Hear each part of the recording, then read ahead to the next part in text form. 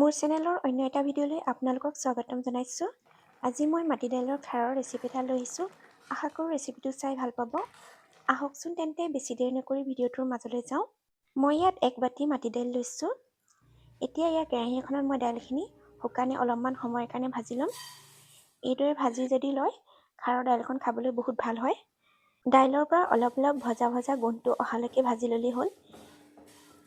দাইলখিনি ভাজিবৰ কাৰণে বেছি সময় নালাগে, প্ৰায় 2 মিনিটমান সময়ৰ কাৰণে ভাজি ল'লেই হ'ল।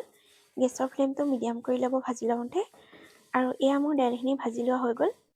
এতিয়া কেৰাহীখন গেছৰ পৰা নমাই ল'লোঁ আৰু দাইলখিনি ইয়াৰ বাউল এটালৈ উলিয়াই লৈছোঁ। আৰু দাইলখিনি অলপমান ঠাণ্ডা হ'বলৈ দিম। দাইলখিনি ইয়াত ঠাণ্ডা হৈ গ'ল। এতিয়া ইয়াত অলপমান পানী দি লৈছোঁ আৰু প্ৰায় 3 ঘণ্টামানৰ কাৰণে দাইলখিনি তিয়াই থ'ম।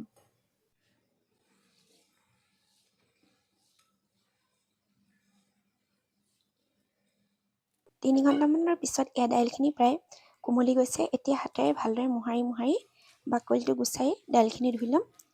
2-3 বাৰমান পানী সলাই দাইলখিনি ধুব লাগিব। এনেদৰে কৰিলে বাকলিটো আঁতৰ হৈ যাব। এয়া দাইলখিনি বাকলি গুচাই ধুই ল'লোঁ।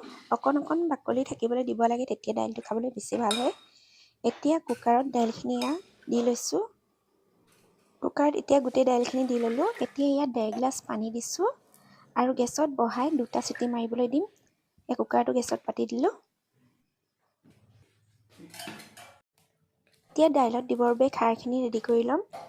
মই ভীমকলৰ বাকলি দুটা ভালদৰে ধুই ৰ'দত শুকুৱাই লৈছিলোঁ আৰু তাৰে ইয়াৰ বাকলি দুটা লৈ লৈছোঁ। এতিয়া ইয়াত এনেদৰে গেছত পুৰি লৈছোঁ।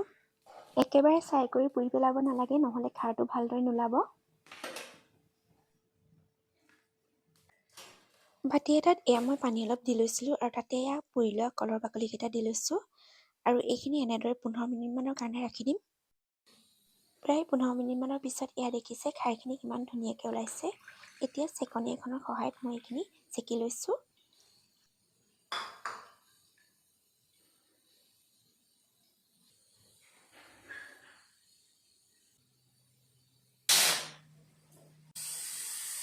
ইফালে কুকাৰটো মই 3টা চিটি মাৰি ল'লোঁ আৰু এতিয়া কেৰাহী এখন গৰম হ'বলৈ দি লৈছোঁ। ইয়াত এতিয়া অলপমান মিঠাতেল দিছোঁ।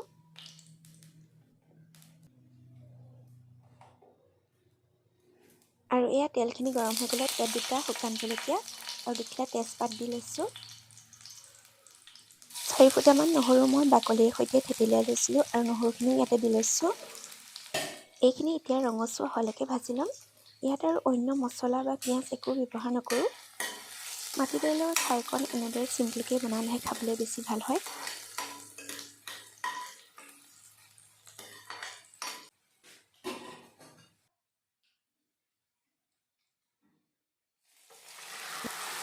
এতিয়া ইয়াত বইল কৰি থোৱা দাইলখিনি দি লৈছোঁ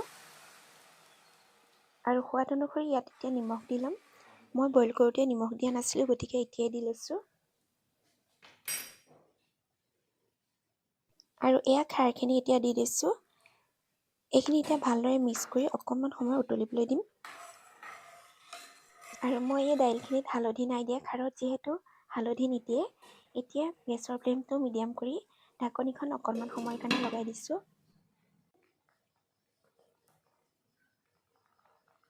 শেষত এয়া ধনিয়া দি দিছোঁ। মাটি দাইলৰ খাৰখন যদি আপোনালোকে আগতে বনোৱা নাই, এনেদৰে বনাই খাই চাব আৰু কেনেকুৱা পালে কমেণ্ট কৰি জনাবলৈ নাপাহৰিব। আজিৰ এই খাৰৰ ৰেচিপিটো চাই যদি ভাল লাগিল, লাইক এটা কৰি দিব।